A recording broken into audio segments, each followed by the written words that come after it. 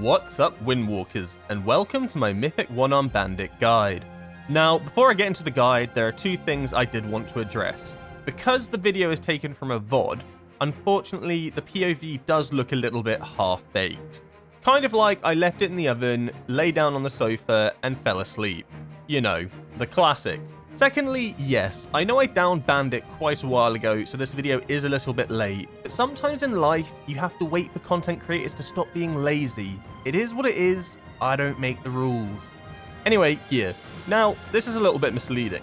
Although I ran almost identical to this setup, the ice level of the gear is not accurate to when I down the boss.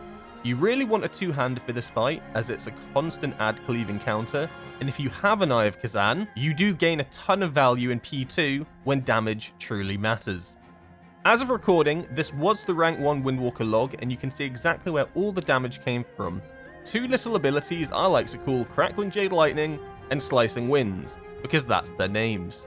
Segueing into talents, I ran the Crackling Jade Lightning and Slicing Winds build, and completely ignored the middle of the tree, for good reason.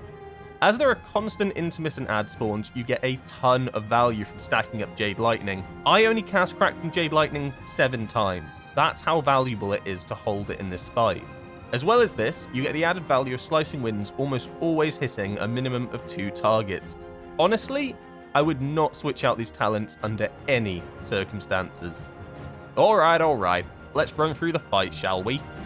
So the opener for this fight is actually a little bit different compared to all other bosses. You're not going to go for the single target opener, instead you're going to play it like the AoE opener, with a single tiger palm and then going into your cooldowns. This is because there are 3 targets, so you want to maximize as much damage as possible.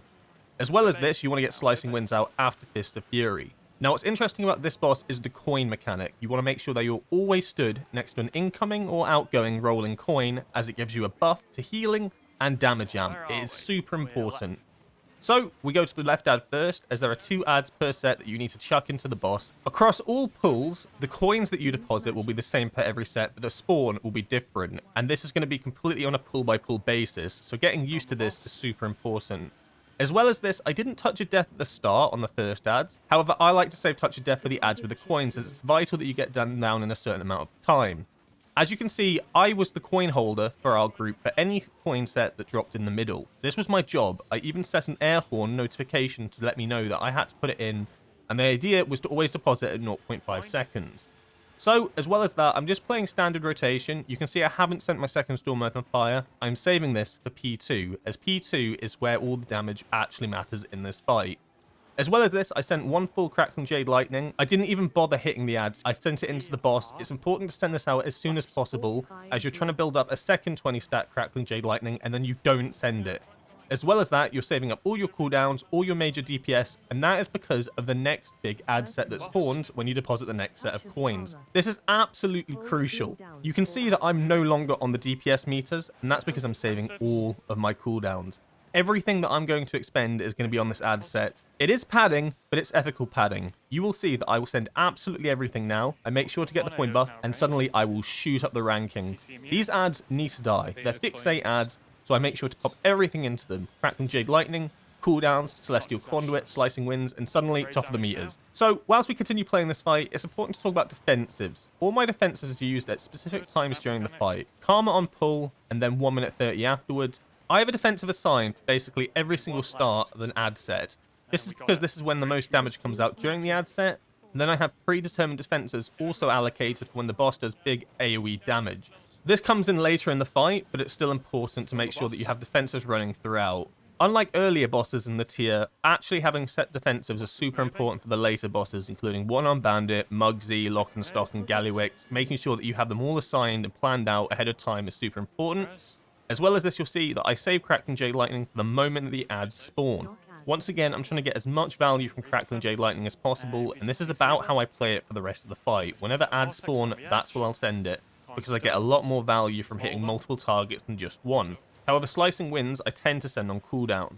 So my big cooldowns are all coming off, and I'm not going to hold them as the next deposit doesn't spawn ads. Instead, what the next deposit does is it makes the boss do a lot of damage. So this is when I'm going to want some defensives, health stone, specifically diffuse magic.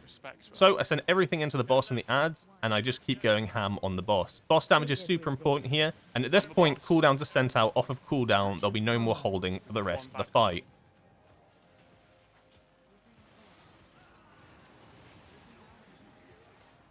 Sure we get the deposit chip soon. Has this ad been rolled into? Yep. Yes. Okay, I'm gonna get rid of this coin, man. Diffuse magic. Big personal plus HS at end of cast. So this is when a lot of damage comes out. Stand inside the AMZ. As well as that, make sure you're stood next to the lines. This is super important to remember to do throughout the fight as you're getting that damage buff. Who can say no to a juicy damage buff? As well as that, I use diffuse magic. Super important here as there's a lot of magic damage that comes out. And now we're going into the next set. This is probably the only set that I don't have a defensive for, so I'm keeping an eye on my health pot as well as my health stone here. So this is the second to last ad set, and it wasn't specifically the one we wanted. Ideally, you want the left ad for melee and the right or middle for ranged, but unfortunately we got the right one. You just got to deal with it how it comes. The same is going to happen for the next ad set as well.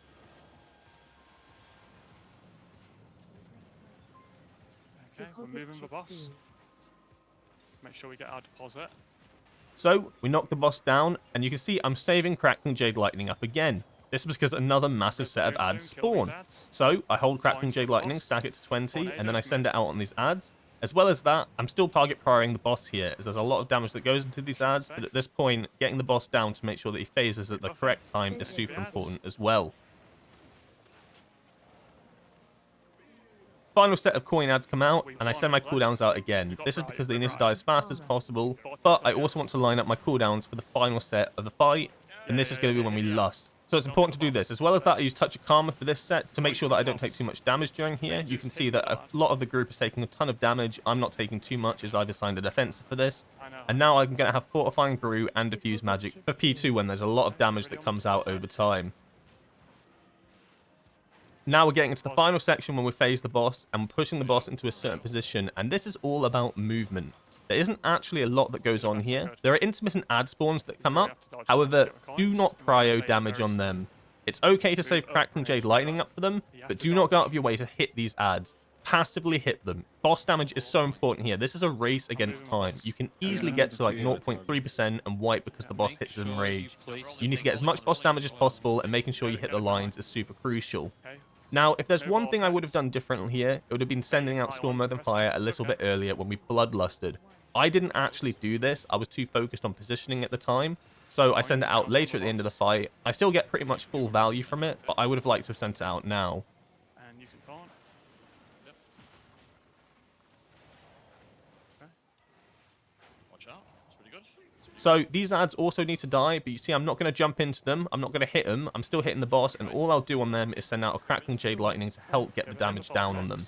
So now we send out all of our cooldowns during Bloodlust, and it's time to go absolutely ham. It's a race against time. Damage is everything. Pummel the boss.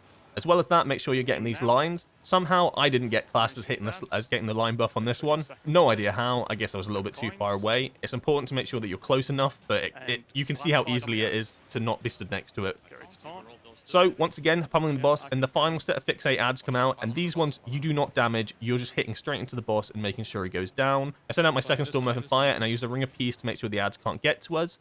And now, the boss is super low. He's about to hit his Enraged phase. I get knocked into the lightning beam, and luckily enough, he was low enough health that they could finish him off.